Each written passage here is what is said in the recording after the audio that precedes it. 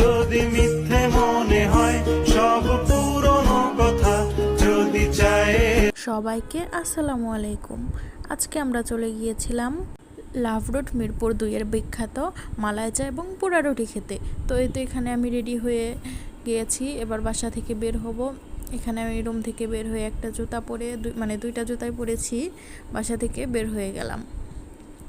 তো বাসার নিচে দেখুন কত সুন্দর গাছপালা দিয়ে সাজানো এই রোডটা।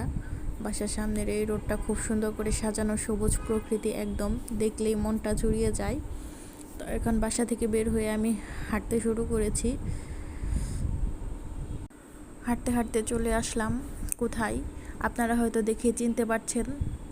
হ্যাঁ বন্ধুরা, এটাই আমাদের গরিবের গুলিস্থান, মানে মিরপুর 10 ভাইরাল হোপ মার্কেট, যেটা হচ্ছে গরিবের গুলিস্থান নামে পরিচিত।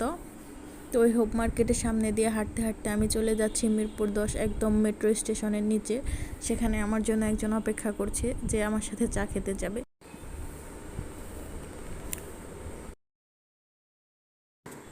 এখানে কত জামা কাপড়, মেট্রো রেল চলে যাচ্ছে।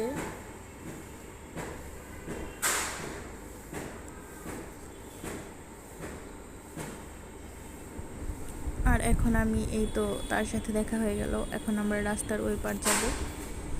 এই মেইন রোডটা পার হতে আমার খুব ভয় লাগে, তাই হাত ধরে টেনে নিয়ে যাচ্ছে আমাকে। আর রাস্তা পার হয়ে এপারে এসে পড়েছি। এখানে দেখতে পাচ্ছেন কত সুন্দর জুতার কালেকশন, ছেলেদের জুতা। রাস্তার সাইড দিয়ে অনেক ধরনের জামা কাপড়, জুতা আছে এখানে ছেলেদের মার্কেটের জন্য, আপনারা চাইলে আসতে পারেন। এখানে অনেক কিছুই আছে। তো আমরা হাঁটছি, হাঁটতে হাঁটতে চলে আসলাম।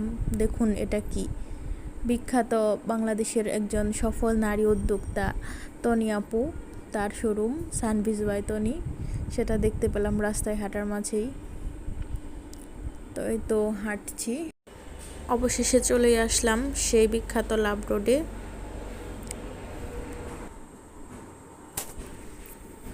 এখন এখানে এসে চায়ের আগেই ডাবের সন্ধান পেয়ে গেলাম। রাস্তার পাশ দিয়ে শুধু ডাব আর ডাব। এখানে তো সেই দোকান, মালাই চা আর পোড়া রুটির সেই দোকান। এখানে সেই দেখি ভাইয়াটা রুটি পুড়তেছিল আগুনের তাপে। দোকানটার নাম হচ্ছে তোমার আমার মুহূর্ত। এখানে রুটি পোড়া হচ্ছিল, আর এই পাশে চা বানানো হচ্ছিল।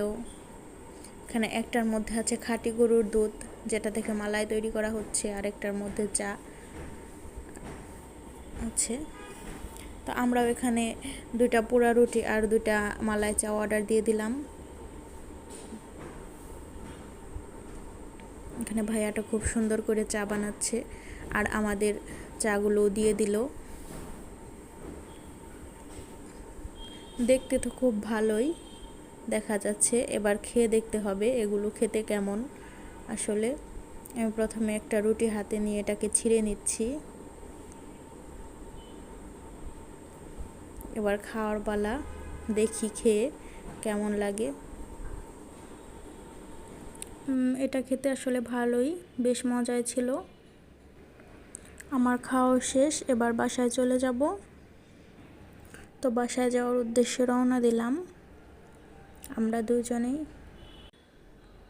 এখানে যাওয়ার পথে আবার বোম্বাই মরিচ দিয়ে মুড়ি মাখা দেখলাম, তো আমরাও একটা মুড়ি মাখা অর্ডার দিয়ে দিলাম এখানে। আসলে ইউটিউবের জন্য এটা আমার প্রথম ভিডিও, তো যদি আমার কোনো ভুল হয়ে থাকে তাহলে আপনারা আমাকে মাফ করবেন, আমাকে উৎসাহ দিবেন, যাতে আমি আরও ভালো ভালো ভিডিও তৈরি করতে পারি আপনাদের জন্যে।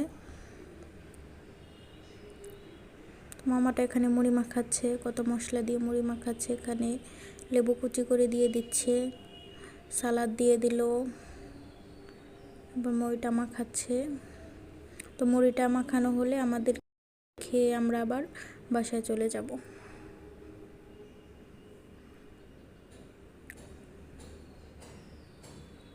তো মুড়িটা মাখানো শেষ, মুড়িটা খেতে বেশ ভালোই ছিল। তো আজকের ভিডিওটা এ পর্যন্তই, সবাই ভালো থাকবেন, আল্লাহ হাফেজ।